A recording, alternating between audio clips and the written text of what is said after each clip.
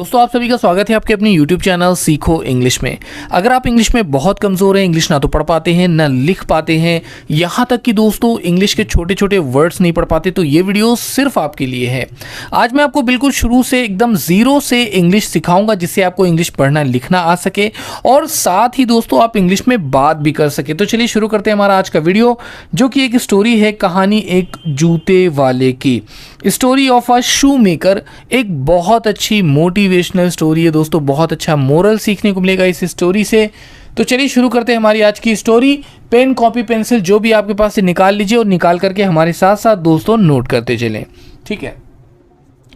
Once there was a poor shoe maker. Once यानी एक बार, ठीक है ना। देयर वॉज यानी था। देखिए देयर जो है ना इंट्रोडक्टरी वर्ड है, तो यहाँ पर देयर का कोई ट्रांसलेशन हम नहीं लिखेंगे। देयर वॉज यानी था। आ पुअर एक गरीब। पुअर का मतलब क्या होता है दोस्तों? गरीब। नोट कर लें। शू मेकर, शू मेकर कहते हैं जूता बनाने वाला, जूता बनाने वाला, ठीक है ना, बनाने वाला। ओके, तो once there was a poor shoe maker, तो एक बार एक गरीब जूता बनाने वाला था, ठीक है ना। पुअर शू मेकर मीन्स गरीब जूता बनाने वाला।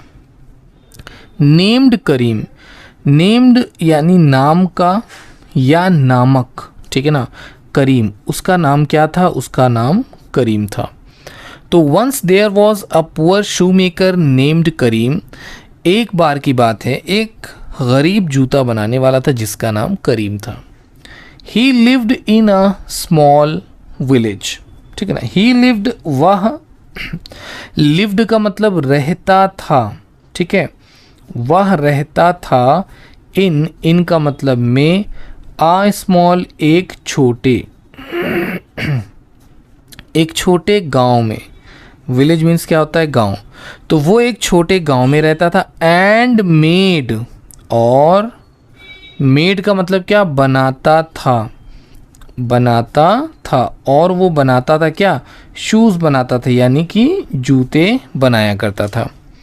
बाई हैंड, बाई यानी द्वारा, हैंड कहते हैं हाथों या हाथ से, ठीक है। तो वो हाथ से जूते बनाया करता था। चलिए अब हम इसको एक बार अच्छे से समझ लेते हैं गाइस, कि once there was a poor shoe maker, एक बार की बात है, एक गरीब जूते वाला था जो एक छोटे से गांव में रहता था और वो अपने हाथों से जूते बनाया करता था, यानी वो हैंडमेड शूज़ बना करके सेल किया करता था, ठीक है।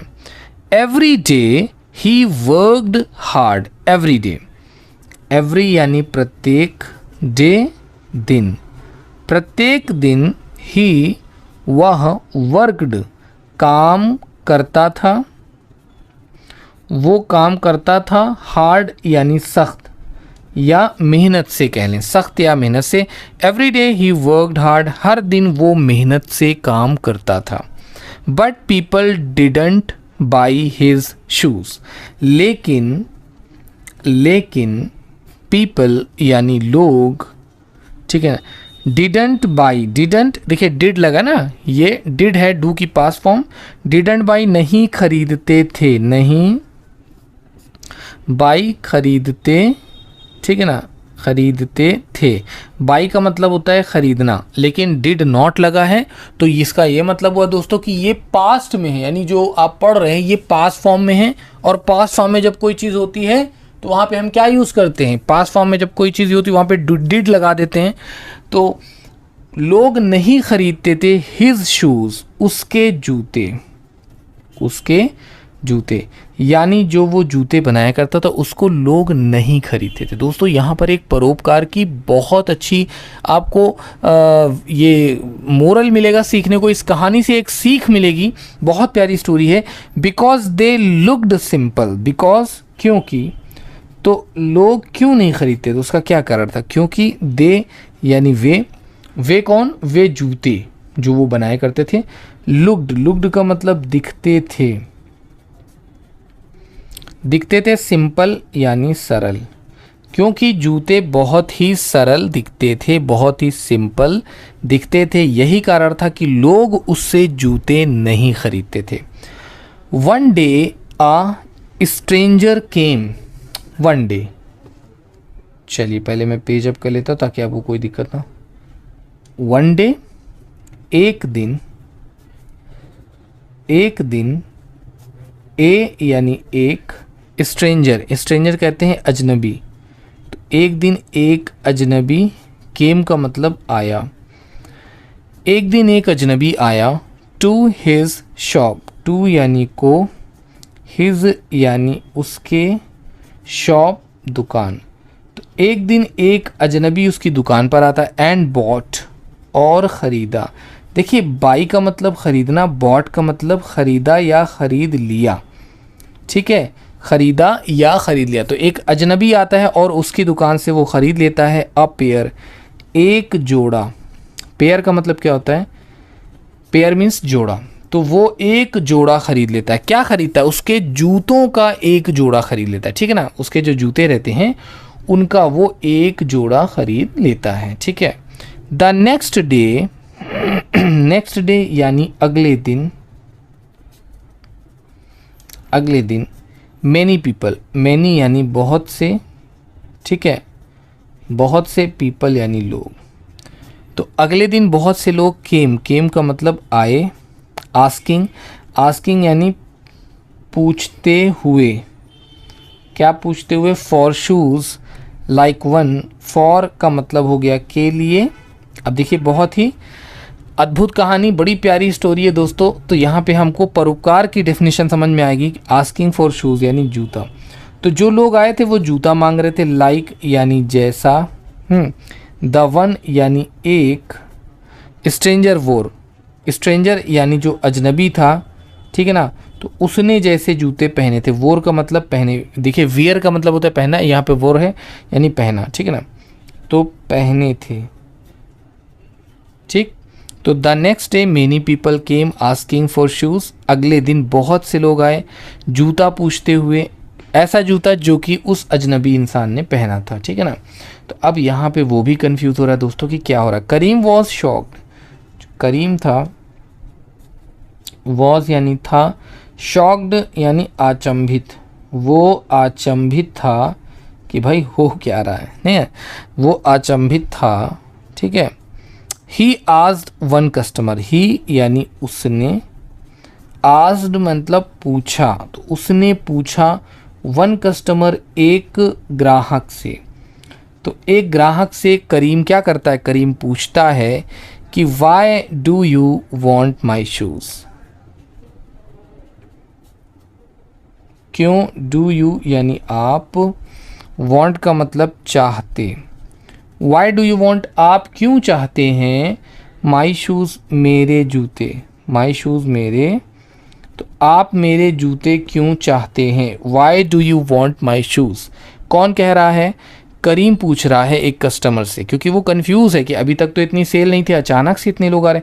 द मैन रिप्लाइड, यानी जो आदमी था, रिप्लाइड का मतलब उत्तर दिया, आदमी ने उत्तर दिया या जवाब दिया।